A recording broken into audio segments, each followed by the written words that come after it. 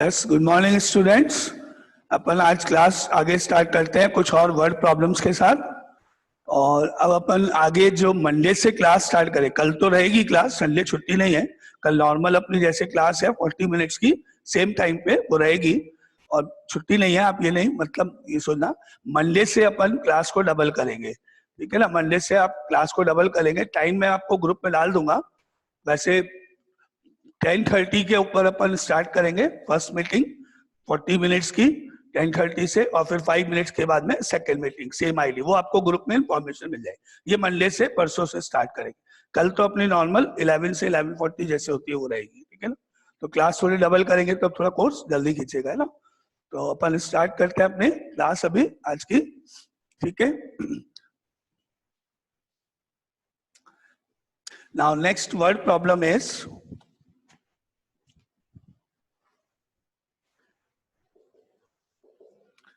in a town of 10,000 families,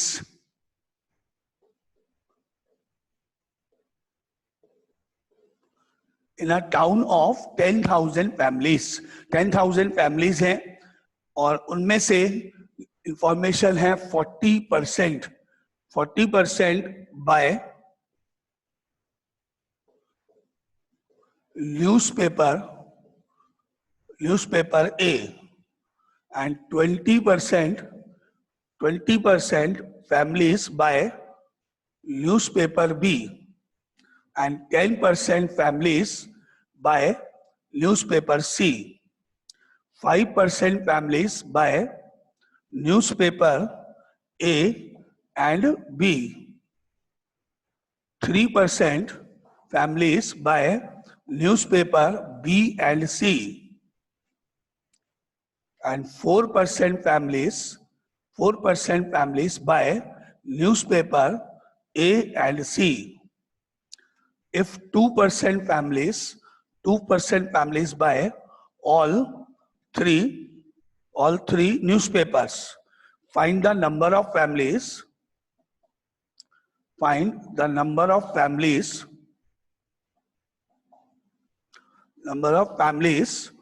which by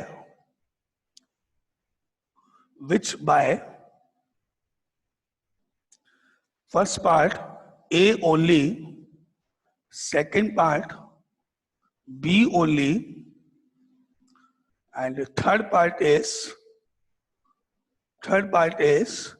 none of A, B and C. ये आपकी information है। अब तक हमने जो क्वेश्चंस किए थे उन सारे क्वेश्चंस में दो ही सेट थे, दो ही वैल्यूज थी, लेकिन यहाँ आपके पास 3 टाइप्स के सेट्स हैं, A, B, C, ठीक है। तो अब तक अपने पास A एंड B था, यूनियन उनका था, इंटरसेक्शन था। यहाँ पर 3 सेट्स का ये क्वेश्चन है। तो इस क्वेश्चन को हम फॉर्मूले की जगह वेन डायग्राम से सॉल्व करेंगे। मेथड अभी सामने आता है, क्योंकि 3 सेट्स में फॉर्मूलेज अप्लाई करने से ज्यादा इजी मेथड होगा यूजिंग द वेन डायग्राम। आप एग्जाम में भी, स्कूल में भी आप वेन डायग्राम यूज कर सकते हो, लेकिन जहाँ 2 सेट्स का क्वेश्चन होता है वो आप फॉर्मूले से करो। उसको कर सकते हैं वेन डायग्राम से, लेकिन करेक्टली उसको मेथड जो है एग्जाम पर्पज से, स्कूल के मेथड से, आप उनको तो फॉर्मूले की हेल्प से करो जो अपन ने पढ़े। 3 सेट्स का जो भी क्वेश्चन आएगा वो वेन डायग्राम से, जैसे यह पहला क्वेश्चन है आपके पास, ठीक है। तो आप ये इंफॉर्मेशन नोट कर लो पहले, फिर उसके बाद मैं इसको क्वेश्चन को स्टार्ट कर रहा हूँ ना। ये इंफॉर्मेशन सारी आप नोट कर लो, क्या है दी हुई।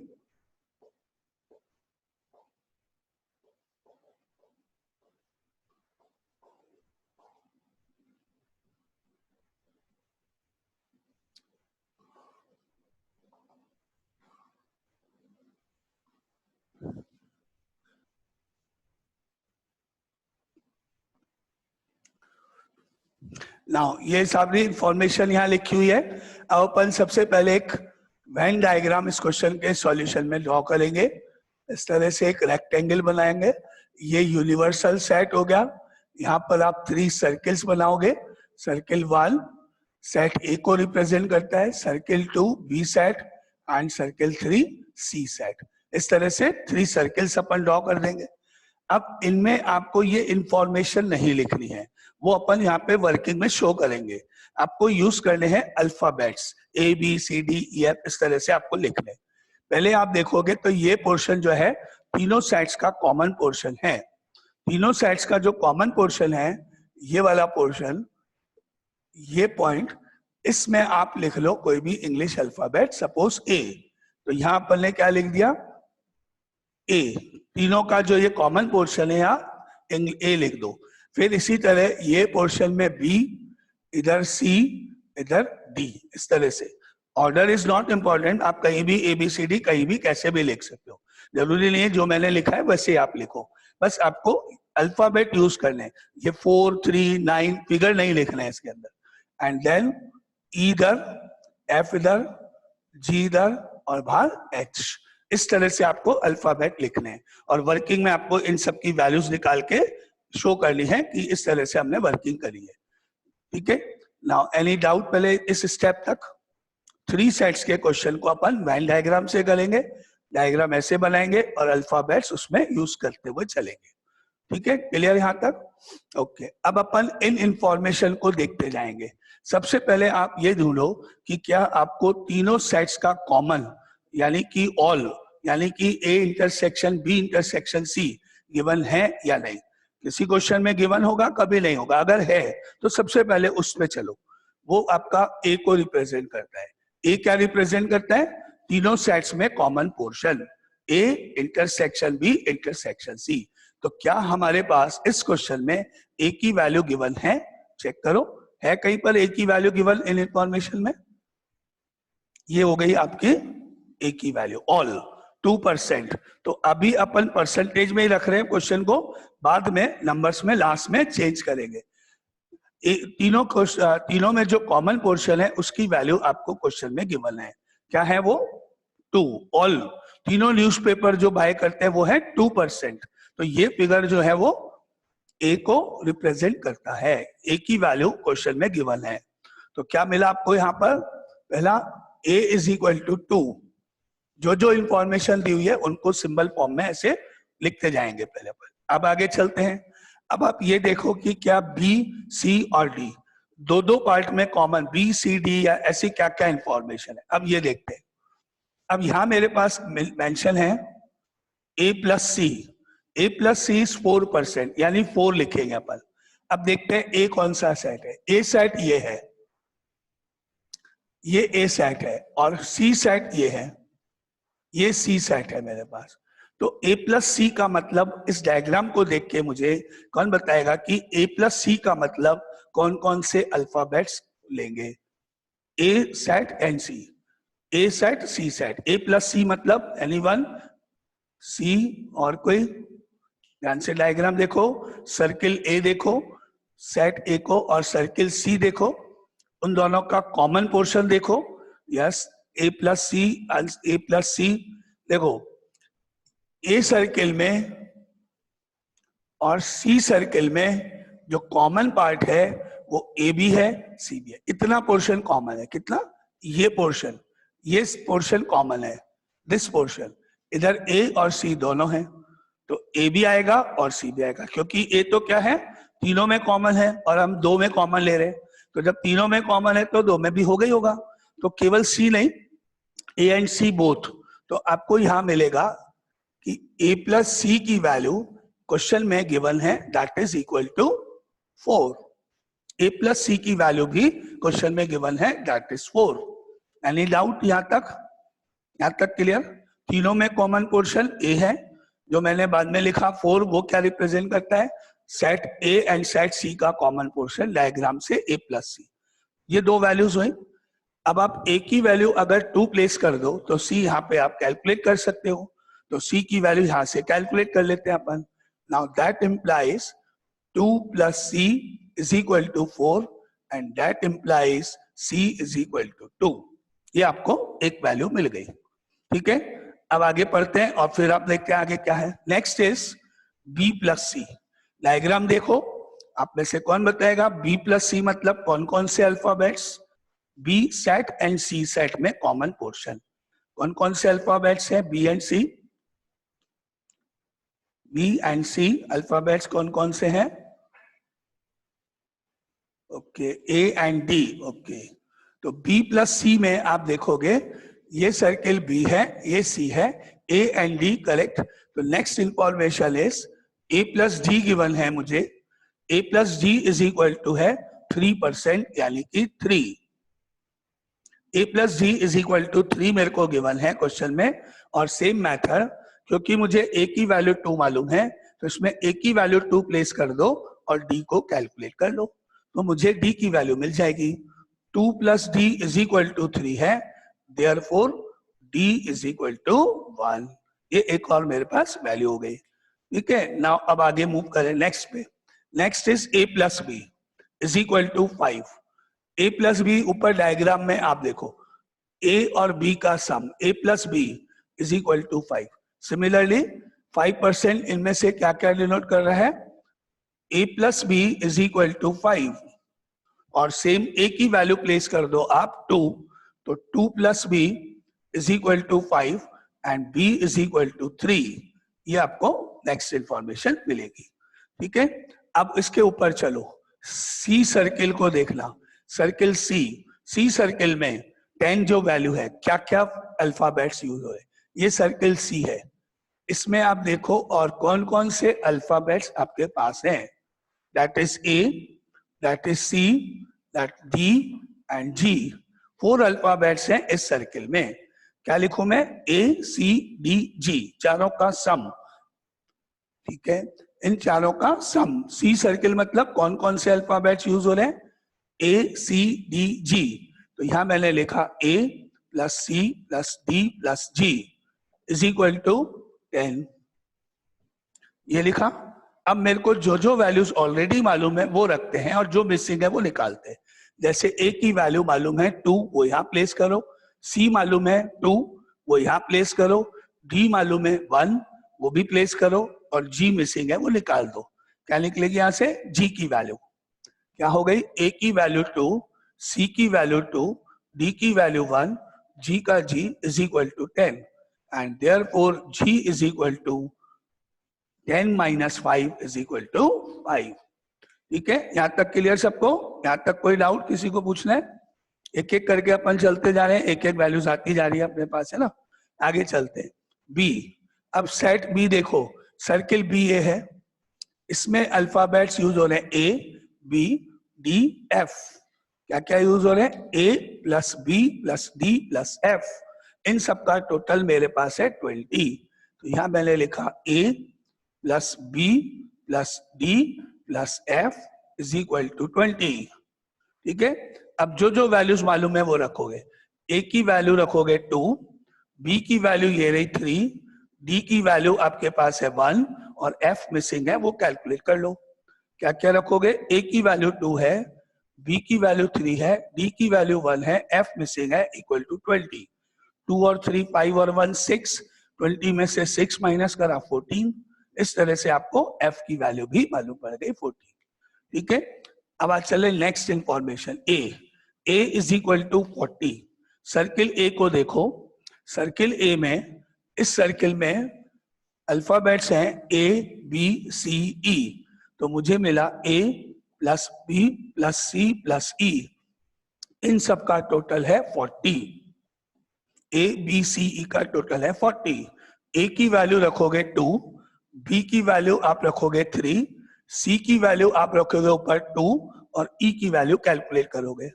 ए की वैल्यू रखोगे 2, बी प्लेस करोगे 3, सी प्लेस करोगे 2, ई मिसिंग है, इज इक्वल टू 40। तो 2 और 3 5, 5 और 2 7, 40 में से 7 माइनस करा तो ई की वैल्यू हो गई 33। ये अपने पास इंफॉर्मेशन यहां तक हो गई, सारी information.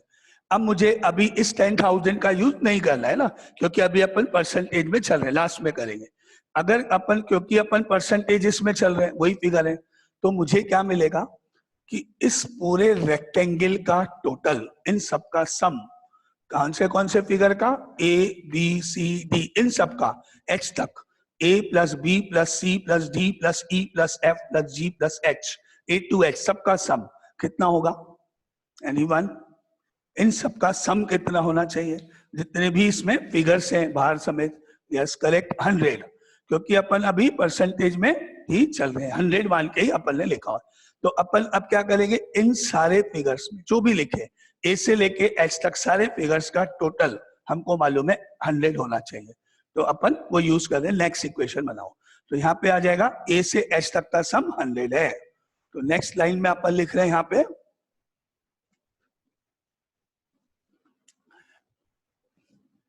A plus B plus C plus D plus E plus F plus G plus H is equal to 100, total numbers of families, total part. ठीक है, अब वही सेम, ए की वैल्यू रखो 2, बी की वैल्यू प्लेस करो 3, सी की वैल्यू 2 है, डी की वैल्यू 1 है, ई की वैल्यू 33 है, एफ की वैल्यू 14 है, जी की वैल्यू 5 है और एच कैलकुलेट करो। क्या क्या मालूम है, 2 प्लस बी की वैल्यू 3 प्लस सी की वैल्यू है आपके पास 2 प्लस डी की वैल्यू है 1 प्लस ई की वैल्यू 33 है प्लस एफ की वैल्यू 14 है प्लस जी की वैल्यू 5 है plus H is equal to 100।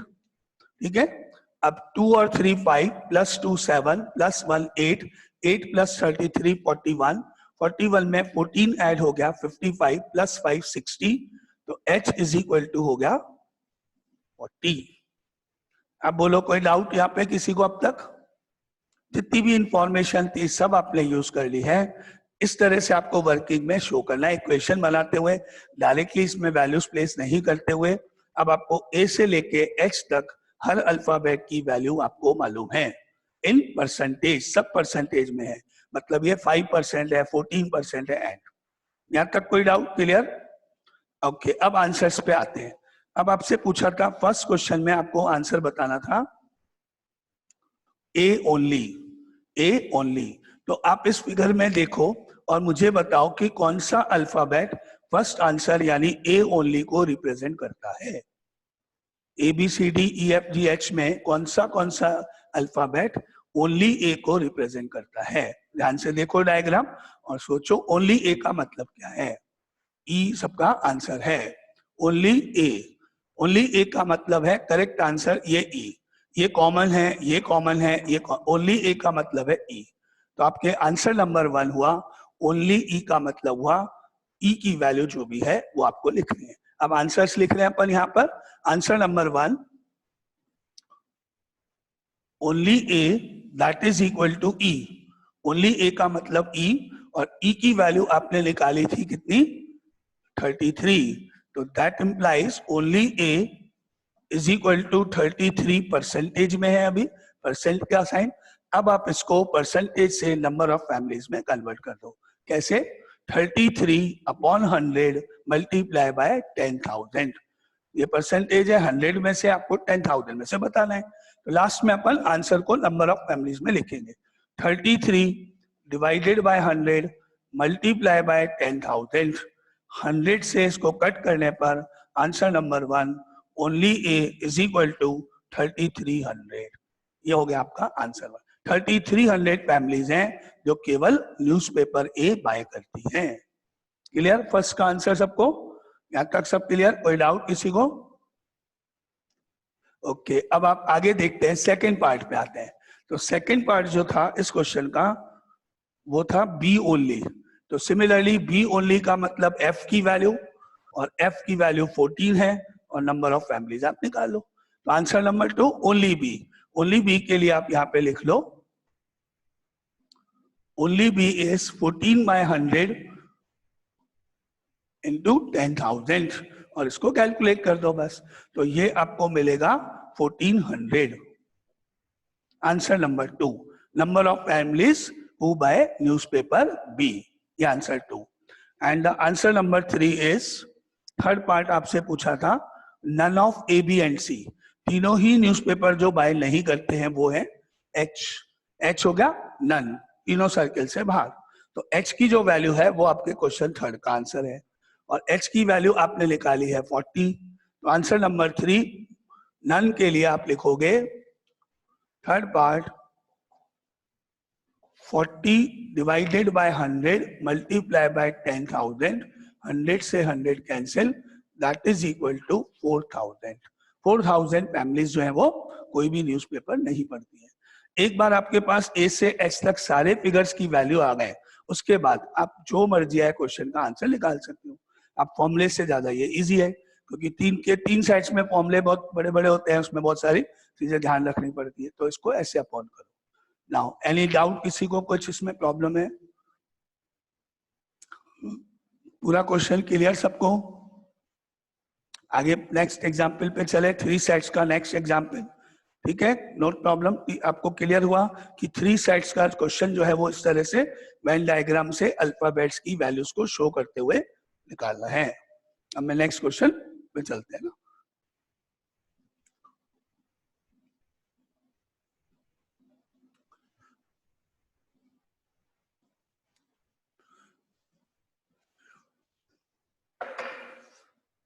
Now next question is,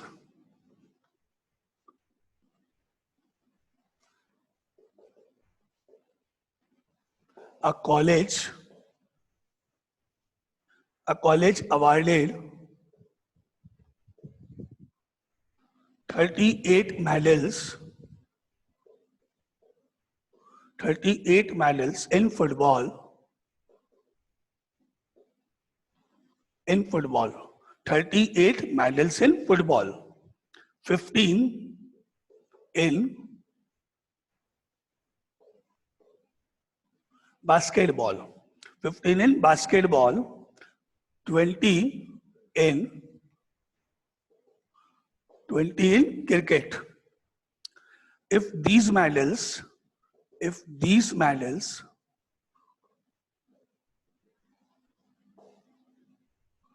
went to a total of 58 men, and only three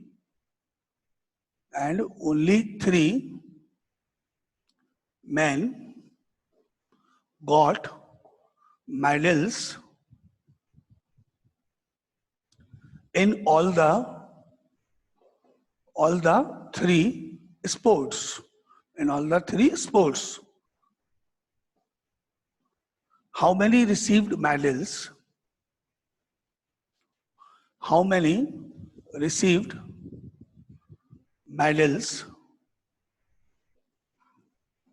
In exactly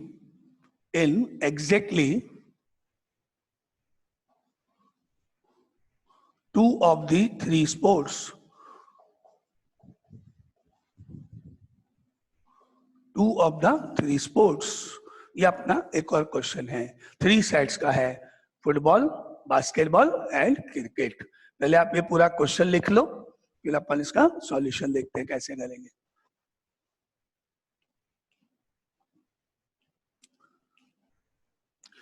okay, क्या ये क्वेश्चन सबने लिख लिया है? सबने लिख लिया है? ओके, तो अब ये क्वेश्चन आप सबने लिख लिया है, तो अपन इसको सॉल्व करते हैं। यहाँ पर अपनी इंफॉर्मेशन जो है वो क्या क्या है? 38 मेडल्स है फुटबॉल में, N of F is equal to 38 है। 15 है बास्केटबॉल में, N of B is equal to 15 है। 20 है क्रिकेट में, N of C is equal to 20 है। ये आपको इंफॉर्मेशन है। These medals went to a total of 58 men है। अभी यहाँ पे ये किसको डिनोट करेगा वो आप में से कोई बताएगा? अभी मैं यहाँ लिख लेता हूँ टोटल ऑफ 58 men शॉर्ट में, और उसके बाद में नेक्स्ट लाइन में है only 3 men got medals in all the 3 sports। All करके यहाँ पे 3 फिगर लिख लेते हैं, और आपको जो बताना है वो मालूम है। ये इंफॉर्मेशन ऊपर लिख दी आपके सामने। अब पहले अपन एक डायग्राम यहाँ पे वेन डायग्राम बनाने जा रहे हैं, एक रेक्टेंगल, और उस रेक्टेंगल में 3 सर्कल्स, सर्किल 1, सर्किल 2, सर्किल 3, ये इस तरह 3 सर्कल्स आपने ड्रॉ करे। एक सर्किल हो गया आपका फुटबॉल F, बास्केटबॉल B और क्रिकेट C। ऐसे पहले की तरह मैंने यहाँ पर A, ये B, ये C, ये D, इधर E, इधर F, इधर G और बाहर H ऐसे लिख दिया। और ये रेक्टेंगल जो है वो यूनिवर्सल को डिनोट करता है। ठीक है, यहां तक हो गया आपका। अब अपन एक एक वैल्यूज को चेक करेंगे। सबसे पहले आप कॉमन पार्ट देखोगे A। अगर ए की वैल्यू गिवन है तो वहां से शुरू करेंगे, नहीं है तो फिर कहीं आगे देखेंगे ना। तो इस क्वेश्चन में क्या हमको ए की वैल्यू मालूम है? अगर मालूम है तो ए की वैल्यू कितनी है? एनीवन? तीनों का कॉमन पार्ट ए क्या क्वेश्चन में गिवन है, और अगर गिवन है तो ए की वैल्यू क्या है? Okay, correct answer 3। ए की वैल्यू यहाँ आपको गिवन है 3, तो अपना आंसर हुआ ये वाला। ऑल 3 का मतलब हो गया ए की वैल्यू 3 है। ये आपको फर्स्ट कंप्लीट। ओके, अब आपके पास F इंटरसेक्शन B या B इंटरसेक्शन C ये सब गिवन नहीं है जैसा कि पहले था, तो उसको छोड़ो। अब पहले इस पे देखो, N ऑफ C देखो डायग्राम में, और ये चेक करो कौन कौन से अल्फाबेट्स हैं जो N ऑफ C यानी क्रिकेट को डिनोट करते हैं, यानी C सर्किल में है। कौन कौन से अल्फाबेट्स हैं? A, C, D and G, ये C सेट है। इस सर्किल में क्या क्या लिखा है? A, C, D, G। तो इन सब का टोटल हुआ मेरे पास 20। क्या गिवन है मुझे? N of C is equal to 20 है।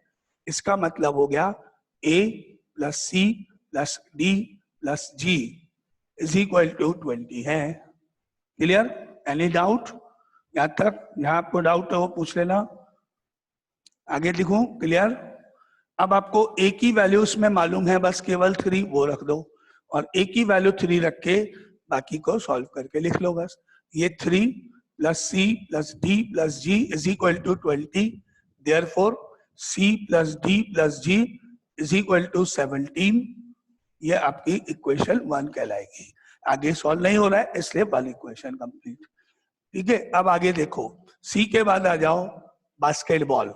बास्केटबॉल में बी सर्किल में A, B, D, F ये 4 फिगर्स है, तो A plus B plus D plus F is equal to हो गया 15। क्या मिला मुझे? N of B is equal to 15 है, therefore A plus B plus D plus F is equal to 15 है। A की वैल्यू 3 रखने पर 3 plus B plus D plus F is equal to 15 है, therefore B plus D plus F is equal to 12 है। Equation number 2। ठीक है, अब आता है third information, that is F। N of F is equal to, N of F is equal to 38 है। 50, इसमें देखो फुटबॉल वाले सेट में कौन कौन से फिगर्स यहाँ पे लिखे हुए हैं, that is A, B, C, E। तो यहां मुझे मिलेगा A plus B plus C plus E, A plus B plus C plus E is equal to 38। A की वैल्यू 3 है, plus B plus C plus E equal to 38, B plus C plus E is equal to 35। ये मेरे पास equation number 3 है। ये इस तरह से equation 3 हो गई। अब बचा लास्ट फिगर 58 मैन। क्वेश्चन करो एक बार अच्छे से पहले, फिर आप में से मुझे बताओ कि 58 कौन कौन से अल्फाबेट्स का सम होगा। पहले एक बार क्वेश्चन पढ़ लो कि 58 के लिए क्या लाइन लिखी हुई है, लैंग्वेज क्या है क्वेश्चन की। उसके बाद आप में से मेरे को जल्दी से कोई ये बताओ कि ये 58 जो है वो किस किस फिगर को डिनोट करता है, कौन कौन से अल्फाबेट्स का सम 58 है।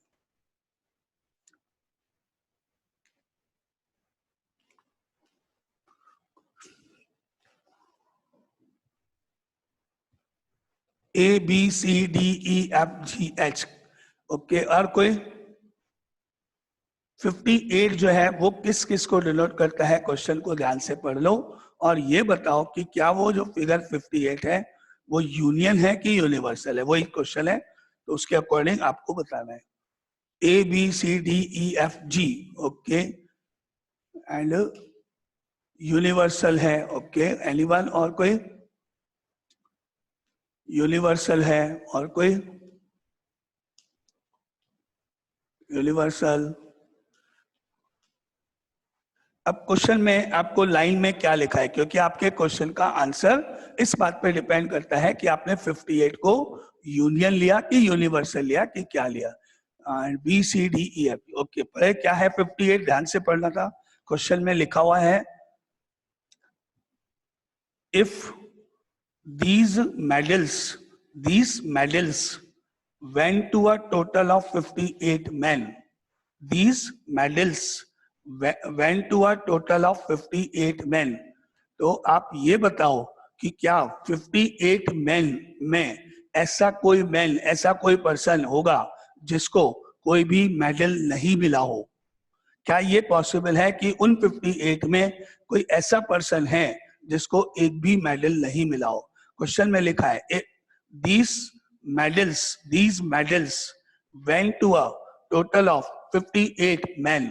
मतलब 58 मैन वो हैं जिनको कोई ना कोई मेडल मिला है।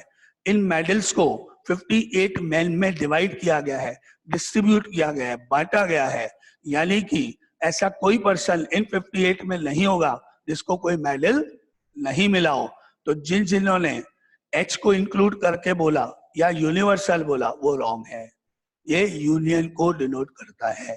तो मुझे जो आंसर मिले थे उनमें जिन्होंने जी तक का सम किया था वो सही है, एच इंक्लूड नहीं होगा क्योंकि एच वो पर्सन हैं जिनको एक भी मेडल नहीं मिला। वापिस ध्यान से पढ़ो, कोई डाउट है तो पूछ लेना। साफ लिखा हो उसमें कि if these medals went to a total of 58 men, यानी 58 मैन को ये मेडल बांटे गए हैं, यानी 58 वो पर्सन है जिनको मेडल मिला, चाहे वो एक मेडल मिला हो, चाहे वो 2 मेडल मिले हो, चाहे 3 मेडल मिले हो, मेडल मिले हैं। Any doubt? एच को हटा के एक्सक्लूड करके बाकी सबका टोटल 58 को डिनोट करता है। क्लियर है? Any doubt? 58 लिखूं, यूनियन है, इसमें कोई डाउट नहीं। जिन्होंने यूनिवर्सल बोला था उनका डाउट क्लियर हो गया? ठीक है, तो अब आप लिखो एच को छोड़ के बाकी सबका टोटल। क्या क्या मालूम है आपको? ए से लेके और जी तक का टोटल मालूम है आपको। A plus B plus C plus D plus E plus F plus G, A से लेके जी तक इन सबका टोटल मुझे मालूम है 58 है। और वही सेम ए की वैल्यू मालूम है मुझे, बस ए की वैल्यू 3 रखने पर ये हो गया B plus C plus D plus E plus F plus G is equal to 55। 58 minus 3 55। यहां तक कोई डाउट किसी को है तो अभी बोलो, फिर अपन नहीं तो आगे मूव करते हैं। ये आपकी सारी इंफॉर्मेशन इक्वेशन है, इक्वेशन 1, 2, 3 एंड 4, ये 4 इक्वेशंस आपके पास है। अब अपन आते हैं आंसर्स पे जल्दी से। आंसर में क्या निकालना है? आंसर आपको फाइंड करना था इस क्वेश्चन में exactly 2 of the 3 sports, number of persons who get received exactly 2 sports। ठीक है, अब आप ये बताओ इसमें देख के कौन कौन से फिगर्स हैं जो 2 स्पोर्ट्स को यूज करते हैं, कौन कौन से अल्फाबेट्स हैं? exactly 2, not less than 2, not more than 2। वो पर्सन बताने आपको जिनको 2 मेडल मिले। डायग्राम देखो, 2 मेडल्स के लिए जल्दी से आप अपना रिप्लाई दो, मेरे को टाइम हो रहा है। कौन कौन से अल्फाबेट्स हैं जो 2 मेडल्स को रिप्रेजेंट करते हैं? Getting 2 medals, 2 medals, not more than 2, not less than 2, exactly 2 medals। वो पर्सन जिनको exactly 2 medals मिले, CBD, ओके करेक्ट। आपका आंसर आ चुका है। एक तो फिगर हुआ बी, करेक्ट, बी हो गया, फुटबॉल और बास्केटबॉल के मेडल जिनको मिले वो पर्सन बी। एक फिगर हुआ आपका सी, सी है फुटबॉल एंड क्रिकेट मेडल जिनको मिले, और एक फिगर है आपका डी, वो पर्सन जिनको बास्केटबॉल और क्रिकेट के मेडल्स मिले। तो करेक्ट आपको B plus C plus D की वैल्यू बतानी है। एग्जैक्टली 2 स्पोर्ट्स मतलब आपको फाइंड करना है, अल्फाबेट की बात करो तो B plus C plus D की value. Clear? B C D, इन 3 फिगर पे अपने को ध्यान, ये वैल्यू निकालनी है, बी सी डी। अब लास्ट इक्वेशन पे आना, इसको एज इट इज लिखेंगे, इसको सेम लिखेंगे, इसको सेम लिखेंगे, क्योंकि ये मुझे फाइंड करना है, ये डिसाइडेड है, बी सी डी चाहिए। अब मेरे को क्या रखना है देखना, ई, ई की वैल्यू देखना बाकी की इक्वेशन में ये रही, यहाँ पे देखो ई की वैल्यू है 35 माइनस बी माइनस सी। यहाँ से ई की वैल्यू कैलकुलेट करो और वहां ऊपर ई की जगह रखो जो मैंने राउंड किया है। इसी तरह देखो एफ, एफ की वैल्यू यहाँ से इक्वेशन 2 से एफ की वैल्यू निकालो, 12 minus B minus D, F की जगह प्लेस करो।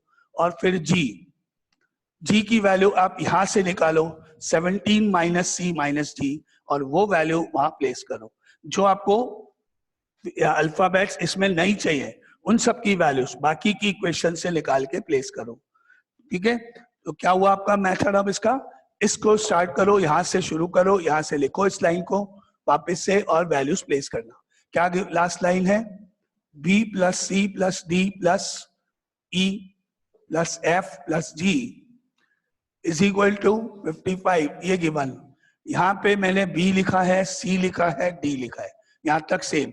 ई की वैल्यू मैंने यहां से निकाली है प्लस 35 माइनस बी माइनस सी, ये ई की वैल्यू है। उसके बाद ई के बाद एफ की वैल्यू यहां से निकाली है plus 12 minus B minus D. उसके बाद जी प्लस जी की वैल्यू मैंने यहां से निकाली है 17 माइनस सी माइनस डी और इक्वल टू 55 का 55। ये एक तरह से मैंने लिखा। कोई डाउट इसमें? इस लाइन में ऑलमोस्ट क्या है कि टाइम होने वाला है, इसलिए कोई डाउट है तो आप पूछो, इसको तो पूरा कर दें। क्लियर? क्या किया, क्यों किया, सब क्लियर? आपका क्वेश्चन अगर ई की क्यों वैल्यू निकाली तो आपको मैंने बता दिया कि पहले हमने ये देखा क्या फाइंड करना है, उसके अकॉर्डिंग अब बस कैलकुलेशन आपको करनी है। अब आप इसको ब्रैकेट को ओपन कर लो, B plus C plus D plus 35 minus B minus C plus 12 minus B minus D plus 17 minus C minus D is equal to 55। ये ओपन किया ब्रैकेट को। अब जो आपको कैंसिल हो रहा है जैसे सॉल्व हो रहा है, देखें positive of B negative of B, C से सी और डी से डी, ये कैंसिल हो गए। बाकी बचा मेरे पास 35 12 17, इन तीनों को प्लस कर लो। 35 प्लस 12 प्लस 17, 5 और 2 7, 7 और 7 14, 4 और 1 5, 5 और 1 6, 64 माइनस बी बच गया, माइनस डी है, माइनस सी है और इज इक्वल टू 55। ये कैलकुलेशन हुई। एंड लास्ट 55 को लेफ्ट साइड में, माइनस बी इधर, माइनस डी राइट, माइनस सी राइट, ये पूरा पार्ट इधर ले जाओ, 55 को उधर ले आओ लेफ्ट साइड में। क्या मिला? 64 minus 55 is equal to B plus D plus C, और माइनस करने पर 9 बचा, P plus C plus D की वैल्यू हो गई। और ये आपके इस क्वेश्चन का आंसर।